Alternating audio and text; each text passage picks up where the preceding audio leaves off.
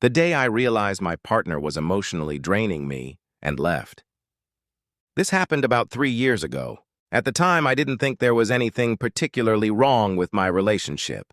If someone had asked me whether I was happy, I probably would have said yes. Maybe not enthusiastically, but yes.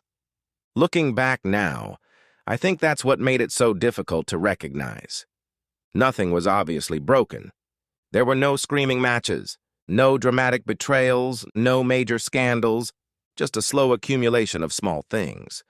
The kind of things you barely notice while they're happening. My partner and I had been together for almost 5 years. We met through mutual friends. At first, everything felt easy. We shared similar interests, similar humor, similar plans for the future. At least that's what I thought. For the first couple of years, life moved along comfortably. Weekend coffee dates, movie nights, long walks through the city. The ordinary rituals that slowly become part of your identity as a couple. When people asked about us, I always described the relationship as stable, reliable, comfortable. Those were the words I used. It wasn't until much later that I realized none of those words actually meant fulfilling. One thing I've learned is that emotional exhaustion rarely arrives all at once. It's more like background noise. At first, you don't notice it. Then one day you realize you've been listening to it for years. The first signs were incredibly subtle. Whenever something good happened in my life, I noticed I felt hesitant to share it. Not afraid, just hesitant. I remember receiving praise from my manager at work. Nothing huge, just recognition for a project I'd spent months working on. I felt proud, excited even. The entire train ride home, I kept thinking about telling my partner. When I finally did, they barely looked up from their phone. That's nice. Then they immediately started talking about a frustrating interaction they'd had that day. Within 30 seconds, the conversation had shifted entirely. I remember sitting there quietly. The excitement I'd felt during the train ride slowly disappeared. At the time, I brushed it off. Everyone has off days. Nobody responds perfectly all the time. That explanation made sense, so I accepted it. But similar moments kept happening. Whenever I shared good news, the spotlight somehow shifted away. If I talked about a personal achievement, the conversation became about their problems. If I discussed a challenge I was facing, somehow I ended up comforting them instead. It happened so gradually that I didn't notice the pattern. I only noticed the feeling. A strange heaviness after certain conversations, a sense of depletion, as though I'd spent energy but received very little in return. At first, I assumed the problem was me. Maybe I was becoming less resilient. Maybe work stress was affecting me. Maybe adulthood was simply harder than I expected. Those explanations felt reasonable. So I kept going. Years passed. The relationship continued. From the outside, everything looked normal. Friends liked us. Family liked us. There were no obvious warning signs. But internally, something felt increasingly off. One evening, I came home after a particularly difficult week. A close family member had received a serious medical diagnosis.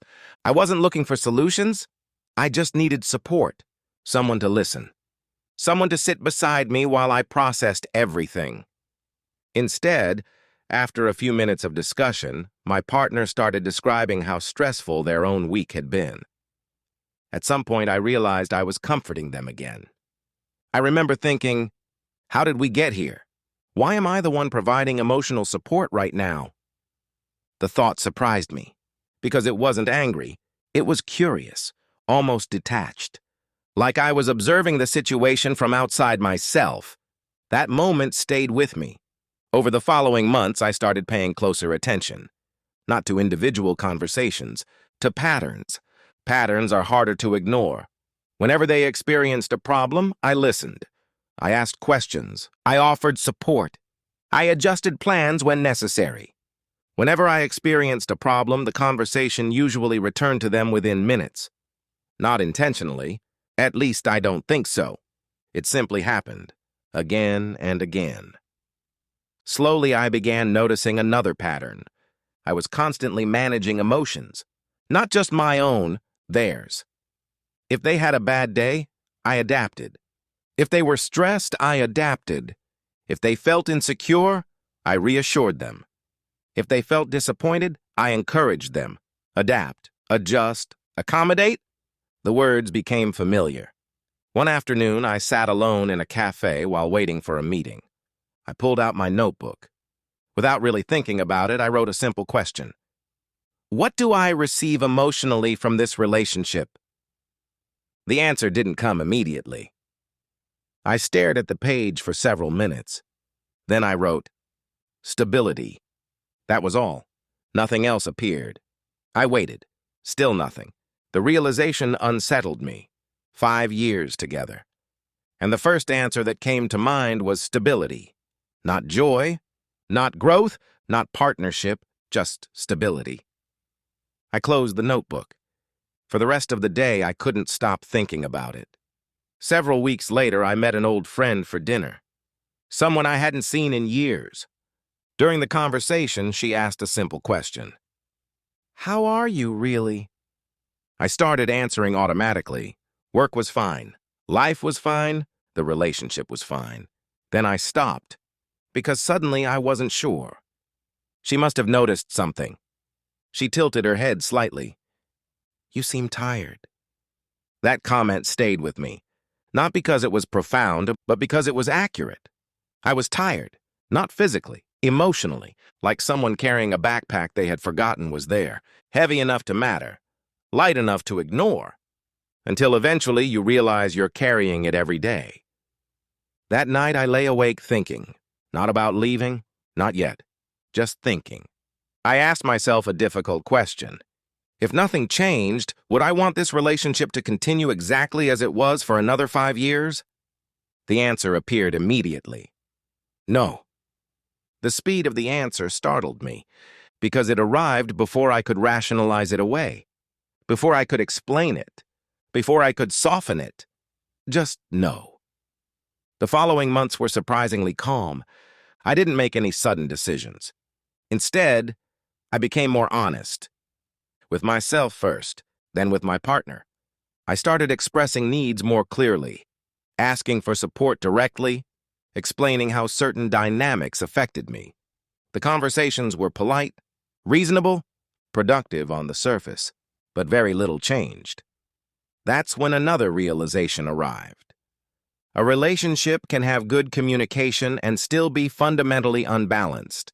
People often treat communication as the solution. Sometimes communication simply reveals the problem more clearly. The more honest I became, the more obvious the imbalance appeared.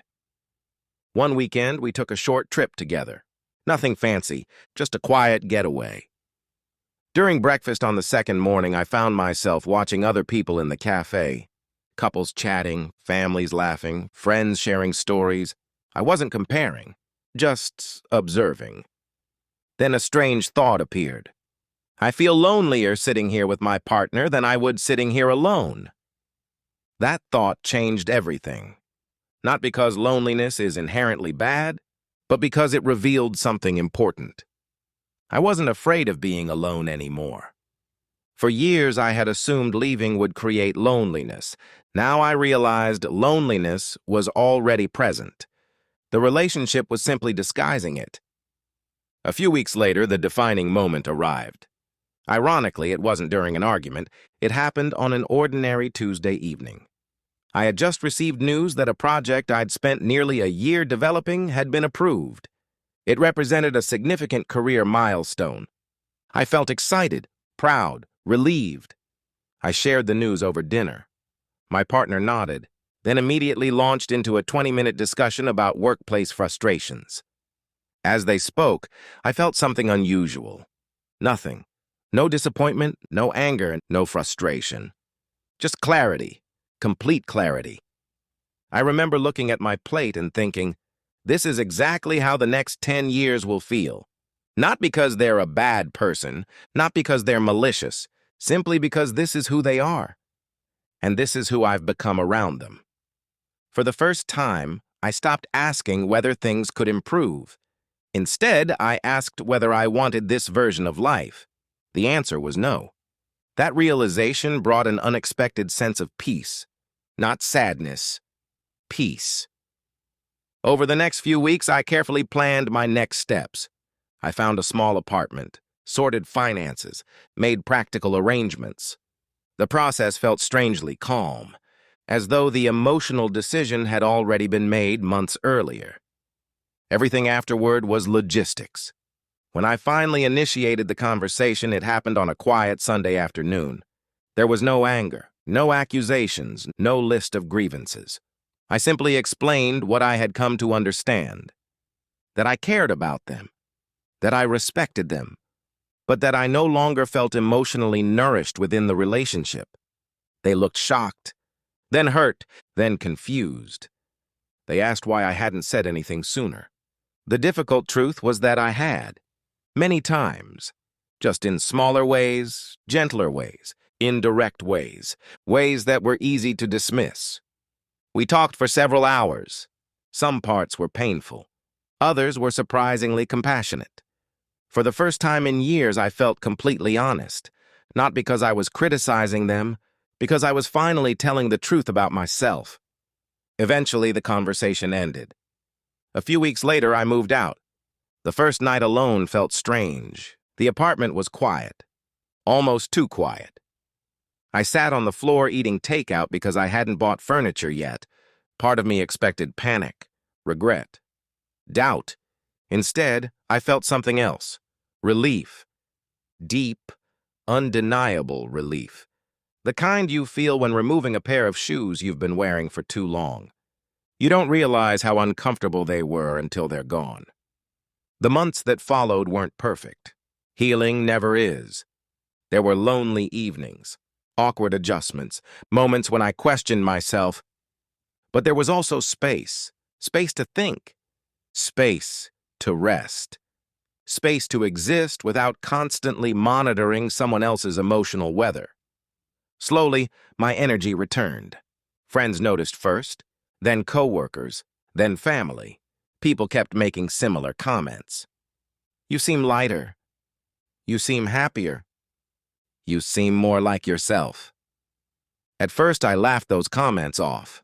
Then I realized they were right. For years, I had been shrinking parts of myself without noticing. Not because anyone demanded it, because adaptation had become a habit. Now I was rediscovering interests I'd neglected, goals I'd postponed, parts of my personality that had quietly faded. About a year later, I ran into my former partner by chance. We spoke briefly. The conversation was friendly, respectful. Neither of us seemed angry. And as we talked, I noticed something important. I no longer felt responsible for their emotions. That realization felt strangely freeing, not cold, not detached, just healthy. When we said goodbye, I genuinely wished them well. And I meant it. Walking home afterward, I reflected on everything that had happened.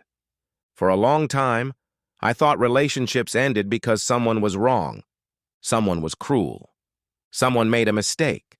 But sometimes relationships end because two people create a dynamic neither fully understands, a dynamic that slowly drains one person while remaining invisible to both. The hardest part isn't recognizing the other person's behavior. It's recognizing your own participation in the pattern, learning where your responsibility begins and ends, learning that compassion does not require self-abandonment, learning that support should flow both ways.